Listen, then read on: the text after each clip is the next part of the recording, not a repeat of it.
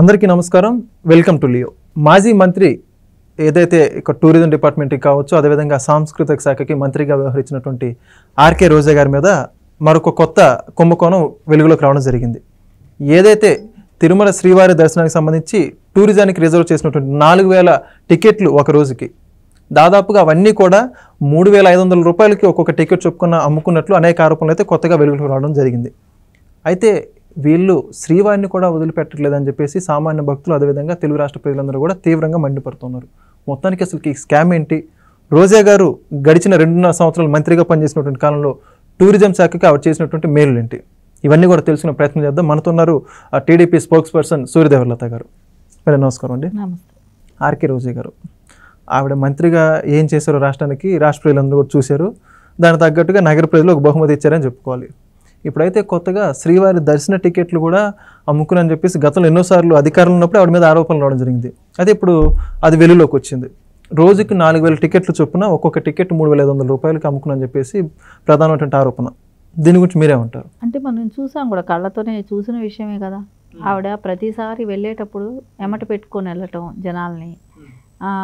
అంటే ఆవిడకి ఇచ్చే దర్శనాలకి అదే కాదు, ఇంకా చాలా కూడా జరుగుంటుంది. ఎందుకంటే బ్రేక్ దర్శనాలు కూడా ఓకే, వాటిల్లో కూడా అవకతవకలు చేసింది. ఎందుకంటే ఆవిడకంటూ నాకు కొన్ని లెటర్లు కావాలి అని చెప్పి తీసుకోవటమే కానండి, ఆ బ్రేక్ దర్శనాల్లో కూడా అది చేసింది. 300 రూపాయల టికెట్లు ఏదైతే ఇంకా అసలు పర్యాటక శాఖ మంత్రిగా ఉండటంలో దానిలో మొత్తం అన్ని రకాల 4000 టికెట్స్ దానికి ఉంటే ఒక్క టికెట్కి 3500 పెట్టి అమ్మటం కానివ్వండి, ప్యాకేజీలు క్రియేట్ చేయటం, దాన్ని అంతా వాళ్ళని అక్కడి వరకు తరలించటం, ఇవన్నీ ఎప్పుడు బయటపడ్డాయంటే మొన్న బిఆర్ నాయుడు గారు మీటింగ్ పెట్టినప్పుడు ఇవన్నీ బయట తెల్లమయ్యాయి. ఆయన మీటింగ్లో కూడా చెప్పారు. సో ఆయన ప్రెస్ మీట్లో కూడా ఆయన చెప్పింది అదే కదా. సో మొత్తం అవకతవకలు జరిగాయి. పర్యాటక శాఖ నుంచి ఇప్పటి వరకు టూరిజం అనేది ఎక్కడ తిరుపతి టూరిజం శాఖ కాదు, టూరిజంకి సంబంధించింది కాదు, దీన్ని ఎందుకు టూరిజం కింద తీసుకొని దానిలో టికెట్స్ అమ్మటాలు ఇవన్నీ జరిగాయి, దీనిలో అవకతవకలు జరిగాయి కాబట్టి దీన్ని ప్రస్తుతానికి దీన్ని స్టాప్ చేస్తున్నాం అనేది కూడా ఆయన చెప్పడం జరిగింది. సో అది చేసింది ఏంటి, ఇది దీనిలో ఈ హ్యాండ్ ఎవరికి ఉంది, దీనిలో చేయాల్సిన అవసరం ఎవరికి? ఖచ్చితంగా రోజాకే చేసింది. రోజా గారు ఒక్కరోజు ఆవిడ ఇన్కమ్ ఈ లెక్కన ఒక్కరోజు ఒక్క టికెట్ 3500కి అమ్మితే 1,20,00,000 తన ఇన్కమ్మా ఒక్క రోజుకి. అంటే ఓన్లీ 300 రూపాయల టికెట్తో. సో మళ్ళీ ఆవిడ మినిస్టర్గా చేశారు. టూరిజం దీనిలో అనేక విభాగాలు ఉన్నాయి. శాప్లో ఆల్రెడీ 100 కోట్లు అవకతవకలు జరిగాయి. ఆడుదాం ఆంధ్ర స్కామ్లో. తర్వాత ఇప్పుడు నియోజకవర్గం స్థాయిలో తీసుకుంటే అక్కడ వనరులన్నీ కూడా దోచేయటమే. నగిరి నియోజకవర్గం అంటే పోస్టులు ఇప్పిస్తానని కూడా ఆఖరికి డబ్బులు గుంజటమే చేసింది. వాళ్ళు బహిరంగంగా అదే పార్టీకి చెందిన వైసీపీ వాళ్ళందరూ కూడా బయట వచ్చి ప్రెస్ మీట్లు పెట్టి చెప్పిన విషయమే కదా ఇది. సో వాళ్ళు ఓపెన్గా ఆవిడకి మేము సపోర్ట్ చేయం, ఆవిడకి క్యాండిడేట్గా నిలబడితే మేము ఆవిడకి అగెనిస్ట్గా పనిచేస్తామని ఓపెన్గా చెప్పారు వాళ్ళు. అయినా వాళ్ళకే సీట్ ఇచ్చారు కాబట్టి వాళ్ళు ఆవిడకి సపోర్ట్ చేయటం ఇష్టపడలేదు కాబట్టి ఆవిడ ఓడించాలనే కక్షతో వాళ్ళు కూడా ఉన్నారు. అంత దారుణమైన ఓటమికి కారణం ఆవిడని ఓడించాలనే కక్షతోనే ఉన్నారు కాబట్టి సేమ్ అదే పార్టీకి చెందిన క్యాడర్కి అంతా ఇష్టం లేదు, ఈవిని గెలవటం ఇష్టం లేదు అక్కడ. సో ఈ రోజు వచ్చి ఈవిడ దెయ్యాలు వేదాలు వర్లిస్తాయి అన్నట్టు ఈవిడ వచ్చి ప్రెస్ మీట్ పెట్టి అయ్యో సోషల్ మీడియా ఈ 4 నెలల్లో సోషల్ మీడియా పాడైపోయిందా? గత 5 ఏళ్ళు సోషల్ మీడియా ఏం చేసింది తెలీదా ఆవిడికి? ఆవిడ ఈ రోజున వచ్చి అందరికీ సోషల్ మీడియా ఎలా చేయాలి, ఎలా నడపాలనే చెప్తుందా? అంటే ఈరోజు వాళ్ళందరినీ అరెస్ట్ చేస్తున్నారనే అక్కసుతో ఈవిడిది 4000 టికెట్లు భాగోతం బయట వచ్చిందని దాన్ని కవర్ చేయాలనే ఒక దాంతో వచ్చి ప్రెస్ మీట్లు పెట్టి మాట్లాడటం. అంటే అరెస్ట్ అయిన వాళ్ళంతా వాళ్ళు ఎలాంటి వాళ్ళు అనేది ప్రజలకు తెలియదా? నువ్వు చెప్తే తెలుస్తుందా?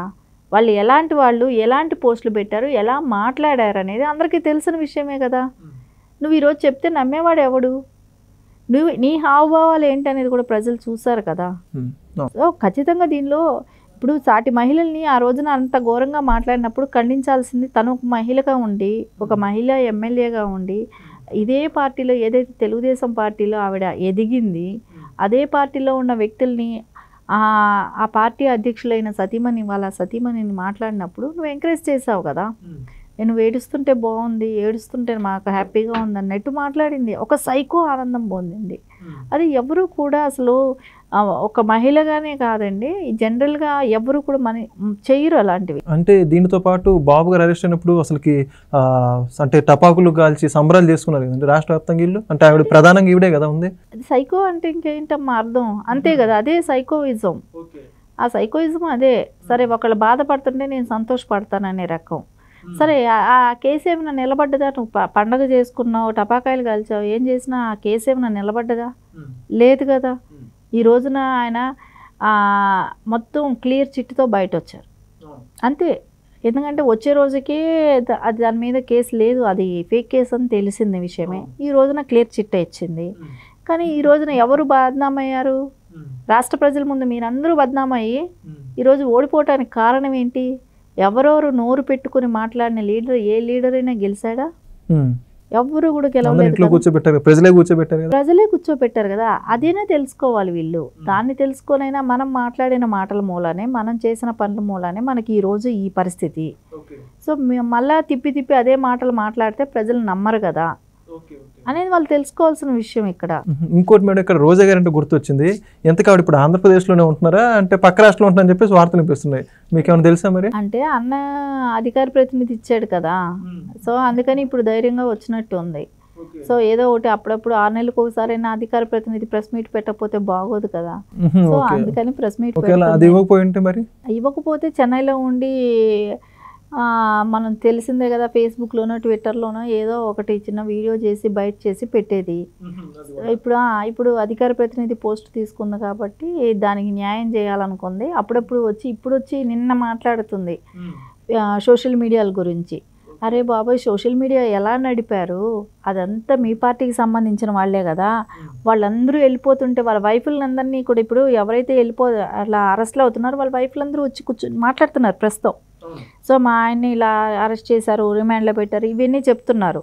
అలాంటి వాళ్ళు కాదని చెప్పేసి. సో అది ఆ రోజు వాళ్ళైనా ఖండించాల్సింది. ఎవరైతే మహిళలు ఉన్నారో ఆ మహిళలు అప్పుడు ఖండించుండాల్సింది. వాళ్ళు చేసిన వీడియోలు ఏంటనేది ఇప్పుడు బాగా సోషల్ మీడియాలో తిరుగుతున్నాయి. బోరుగడ్డ అనిల్ కానీ రవికిరణ్ వీళ్ళందరివి కూడా ఇప్పుడు బాగా తిరుగుతున్నాయి. ఇప్పుడు ఇంకా ప్రజలకు తెలుస్తుంది వీళ్ళు ఇంత దుర్మార్గులా, ఇలాంటివన్నీ చేశారనేది. ఇప్పుడు వీళ్ళు చేసిన వీడియోలు ఏంటి, వీళ్ళు పెట్టిన పోస్టులు ఏంటి అనేది కూడా ఇప్పుడు ప్రజలు చూస్తున్నారు కదా. ఇప్పుడు తప్పు జరిగినప్పుడు ఎక్కడి నుంచి వ్యతిరేకత అనేది వస్తుంది? ప్రజల్లో నుంచి వ్యతిరేకత రావాలి.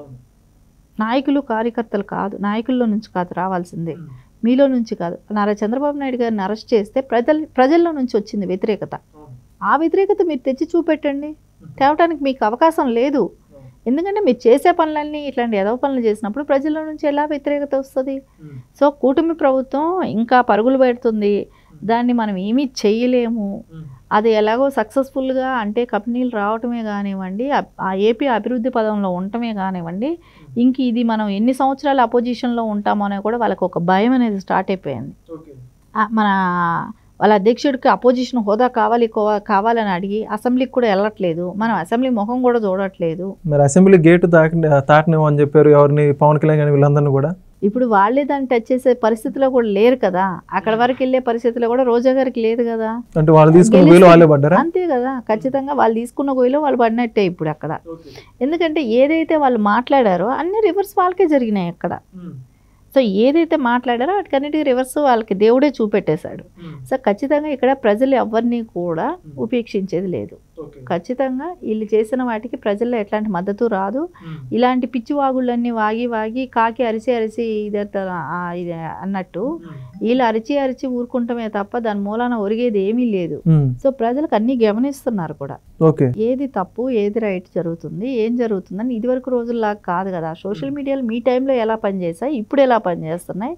సో బాబు గారు ఒకటే చెప్పారు, ఎవ్వరు పార్టీలు అనేది చూడట్లేదు, అతీతం. సో కూటమి ప్రభుత్వంలో కూడా ఎవరైనా సోషల్ మీడియాలో ఇలాంటి పోస్టులు కానీ ఇలాంటివి ఏదైనా మాట్లాడితే ఖచ్చితంగా అరెస్ట్ చేయాలి, వాళ్ళ మీద కూడా కేసు పెట్టండి అనే విధంగానే తీసుకున్నారు డెసిషన్. అలాంటప్పుడు రోజా లాంటి వాళ్ళు వచ్చి మాట్లాడటంలో అర్థం కూడా లేదు. సో ముందు ఆ ప్రెస్ మీట్ చూడండి, ఆయన అసెంబ్లీ సాక్షిగా ఏం మాట్లాడారని విని మళ్ళీ వచ్చి మీరు మాట్లాడాల్సిన అవసరం ఉంటుంది. ఓకే, ఖచ్చితంగా మనం ఇప్పటికే రోజా గారి మీద చాలా తీవ్ర వ్యతిరేకత అయితే మొదలైందని చెప్పుకోవాలి. ఆడ చేసినటువంటి స్కామ్లన్నీ కూడా బయటికి తీస్తామని కూటమి ప్రభుత్వం హామీ ఇచ్చింది. అవన్నీ కూడా సాధ్యమైనంత త్వరగా ఏదైతే ప్రభుత్వం వాటి మీద దృష్టి ఉంచాలని కోరుకుందాం. థ్యాంక్ యూ, ధన్యవాదాలు. Please subscribe to Leo News for more videos.